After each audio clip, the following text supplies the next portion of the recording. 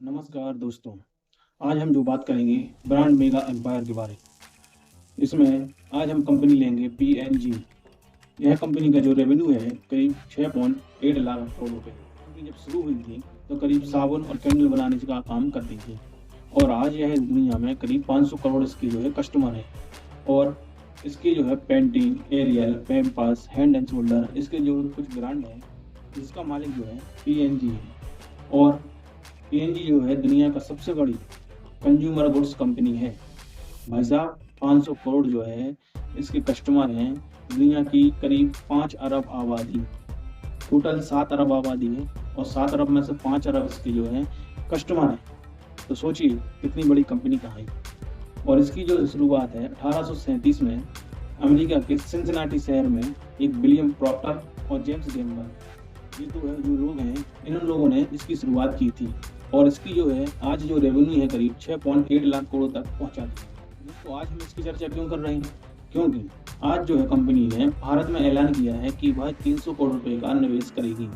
तो आज हम समझ लेते हैं कि आज ब्रांड मेगा एम्पायर में पीएनजी जो है इतना बड़ा एम्पायर कैसे बना और इसकी क्या खूबियाँ रही, कैसी शुरुआत हुई, कैसा ये है आगे अपने आप को यहाँ तक ले पाई और कैसी कैसी इसने जो है यहाँ तक अपनी लाने लेकर आई है।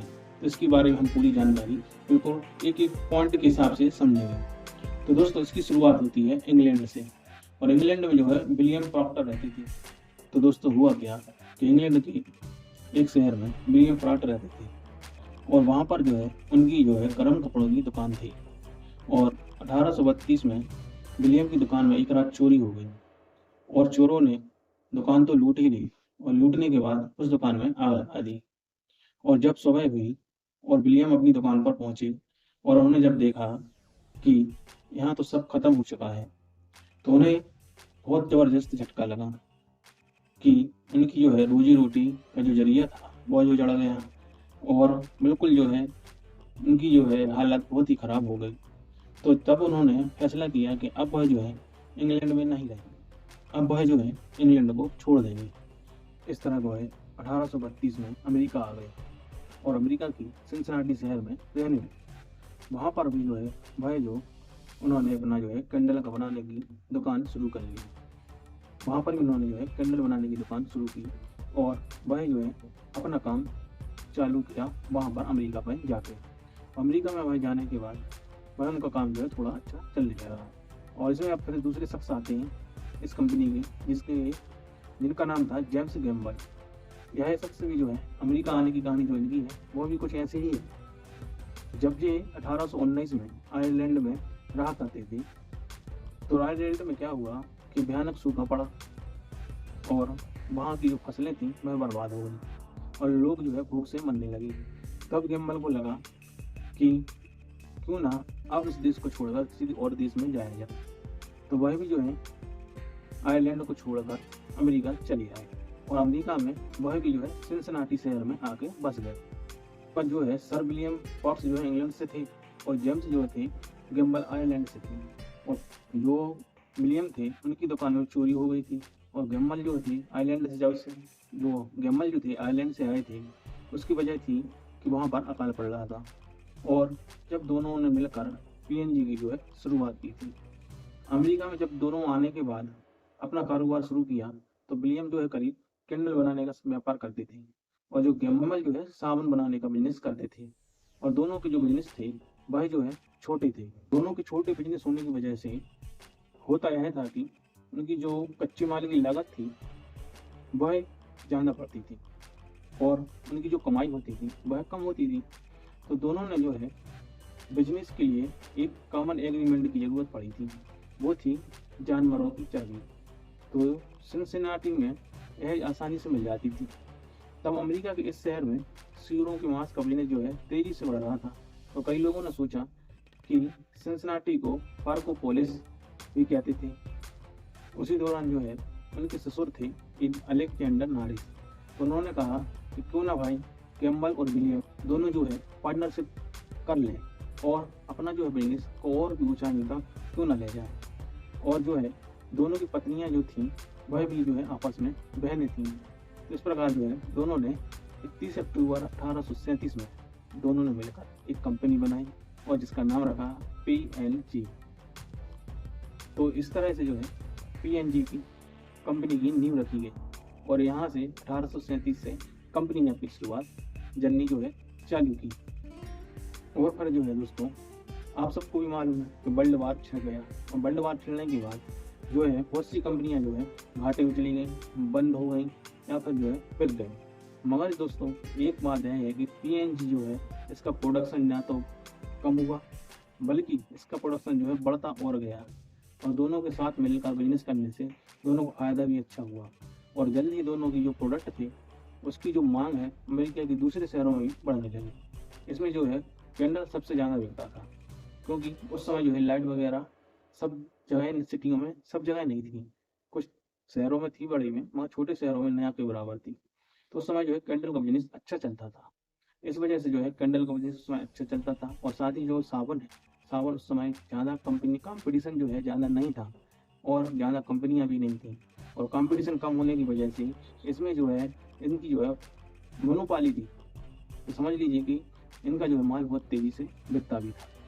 और इसी बीच 1860 में जो है अमेरिका में सिविल वार की शुरुआत हुई थी, जब जो है इधर जो है विलियम की और गैम्बल की जो प्रोडक्ट्स थे वह जो है देवदार की पेड़ की जो है गोंद उससे बनते थे और जो है यह कच्चा माल जो है अमेरिका की दक्षिण हिस्से में से जो है मंगाया जाता था।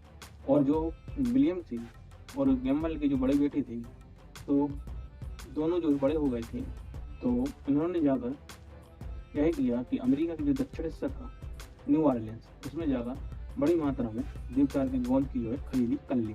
दक्षिण अमेरिका और उत्तर अमेरिका जो कंपनियां जो प्रोडक्शन थी उनकी भी असर पड़ने लगा और क्योंकि साउथ अमेरिका से कच्चा माल नहीं मिल पा रहा था, कंपनी जो है PNG कंपनी जो है अपने प्रोडक्ट जो है कंपनी जो है नॉर्थ की यूनियन आर्मी को साबुन और कैंडल बेचती थी। इससे उसे अच्छी कमाई हुई, खुश हुई और जो है कुछ समय बाद PNG भी के पास भी जो कच्चे माल की कमी होने लगी। तब कंपनी ने क्या किया, कंपनी ने फिर अपना एक जो है नई तकनीक ईजाद की और उस तकनीक को हाथ आजमाने के लिए शुरू भी कर दी। कंपनी ने 1875 में केमिस्ट को हायर किया और प्रोडक्ट की एडवर्टाइजमेंट करना शुरू किया। कंपनी ने जो है 1875 में एक फुल टाइम केमिस्ट हायर किया था। इसका जो काम था वह था कि गैम्बल की साबुन जो है और नए प्रोडक्ट जो आ रहे हैं उस पर काम करना था और 3 साल बाद कंपनी ने जो है एक सफ़ेद साबुन लॉन्च किया। यह जो सफ़ेद साबुन है मार्केट में इतना हिट रहा कि जो इनकी कॉम्पिटिटर थे वह इनसे बहुत पीछे हो गए और इनकी जो कंपनी बहुत तेज़ी से ग्रो की। 1878 में कंपनी ने आइवरी नाम से एक नया साबुन लॉन्च किया। इसी प्रोडक्ट के साथ कंपनी ने प्रचार करना शुरू किया और 99% प्योर स्लोगन के साथ यह लॉन्च हुए। दोस्तों इस कंपनी जो आगे बढ़ती जा रही थी, साथ ही इसके जो कर्मचारी थे इनके लिए भी बहुत से प्रोग्राम चलाए गए, जैसे कि बेनिफिट प्रोग्राम। विलियम पराट के पोते विलियम कूपर पाकर ने कंपनी की जो पॉलिसी में बहुत बड़ी बदलाव किए। 1885 में कर्मचारी को शनिवार का हाफ देने का जो है सुझाव दिया। साथ ही वर्किंग शिफ्ट 8 घंटे फिक्स की और साथ ही 1887 में कंपनी ने कर्मचारियों को प्रॉफिट शेयर भी दिया। कूपर ने ही कर्मचारियों को बोनस देने की शुरुआत का जो अच्छा काम था वह किया और 1915 में कंपनी ने सिकनेस डिसेबिलिटी प्रोग्राम शुरू किया। PNG को एम्प्लॉय बेनिफिट प्रोग्राम शुरुआत करने वाली कंपनियों में से एक माना जाता है। साथ ही कंपनी जो है अपने नए प्रोडक्ट भी बाजार में लाती गई, जैसे कि टाइड डिटर्जेंट। यह कंपनी को जो है एक पहचान बनाई इसने। जब दूसरे विश्व युद्ध के दौरान एक बार फिर रॉ मटेरियल की कमी हुई, लेकिन उसके बाद कंपनी ने खुद को फिर संभाला और 1946 में कंपनी ने एक नया product synthetic detergent Tide launch किया। इसके साथ ही ऑटोमेटिक वॉशिंग मशीन भी मार्केट में लॉन्च की। दोनों प्रोडक्ट हिट होंगे, कंपनी को इसकी उम्मीद नहीं थी और दोनों प्रोडक्ट्स हैं लोगों ने खूब पसंद किया और दूसरे देशों से लोग इसे ऑर्डर करने लगे। कहा जाता है कि इसने लोगों के कपड़े धोने का पूरा तरीका ही बदल दिया था। 2 साल के अंदर टाइड डिटर्जेंट नंबर 1 प्रोडक्ट बन गया। कंपनी ने इसके प्रचार पर भी $22 मिलियन खर्च किए। डिटर्जेंट है जो टाइड डिटर्जेंट के कंपनी की नई ग्रोथ दी और इसका प्रचार भी ऐसे किया कि कपड़े धोने की प्रोसेस को आसान बना दिया।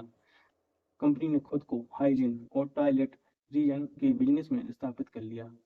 इसी का नतीजा था दोस्तों PNG कंपनी दूसरी छोटी कंपनी को खरीदने लगे और 1967 में लॉन्च हुआ एरियल। एरियल भी इसी कंपनी का प्रोडक्ट है, कोई नई कंपनी का नहीं है, ये बात आप ध्यान रखिएगा। 1985 में कंपनी ने बिक्स को खरीदा, जो दवाइयों के मार्केट में पैर जमाने के लिए पहली कंपनी खरीदी गई। 1981 में पीएनजी ने दवाइयों के मार्केट में कदम रखा। तो हुआ यह है कि 1982 में इसने पेप्टोबिस्मोल और क्लोरोसेप्टिक बनाने वाली फार्मास्यूटिकल कंपनी नॉर्विच ईटन को खरीद लिया। और इसके बाद 1985 में कंपनी ने रिचर्डसन बिक्स कंपनी को टेक ओवर कर लिया, अपने अंडर में ले लिया। तब ये डील $1.2 बिलियन में हुई थी। इसके बाद कंपनी ने मोशन सिकनेस ट्रीटमेंट के लिए ड्रग ड्रामीनिया को भी टेक ओवर किया। और जनवरी में 2005 पीएनजी ने रेजर ब्रांड जेलेट को भी खरीद लिया। यह इंडिया कंपनी है। इस डील के बाद कंपनी यूनिलीवर को पछाड़कर दुनिया की सबसे बड़ी कंज्यूमर गुड कंपनी बन गई। दोस्तों, इसके बाद अब कंपनी के पास जेलेट, रेजर, ड्यूरासेल, विरुन, ओरल बी जैसे ब्रांड आ गए। और इसकी बदौलत ही आज PNG company consumer goods sector में लीडिंग कंपनियों में से एक है। समझ गए दोस्तों, यह जो कंपनी ऐसे जो है अपनी जो है उतार चढ़ाव की वजह से आज जो है कंपनी इतनी बड़े मुकाम पर खड़ी है कि 500 करोड़ जो है इसके आज कस्टमर हैं। और जो है इस ब्रांड वैल्यू इसने बनाई है, और ब्रांड जो वैल्यू बनाई है वो लगातार आज भी वैसे ही बनी हुई है। और आज भी इसके बहुत प्रोडक्ट आते हैं और बाज़ार में आज भी चल रहे हैं। तो दोस्तों, आपको पीएनजी की यह मेगा ब्रांड स्टोरी कैसी लगी, हमें कमेंट बॉक्स में कमेंट कीजिए और बताइए कि यह मेगा ब्रांड एम्पायर स्टोरी आपको कैसी लगी। और कोई सुझाव हो आपको तो मुझे कमेंट कीजिए। दोस्तों, आपसे सभी से कहना है कि इस चैनल को आप सब्सक्राइब कीजिए, ताकि जल्दी जल्दी हम आपके लिए और भी ऐसा ही कंटेंट लाते रहें। दोस्तों, आज की वीडियो में इतना ही। धन्यवाद। जय हिंद।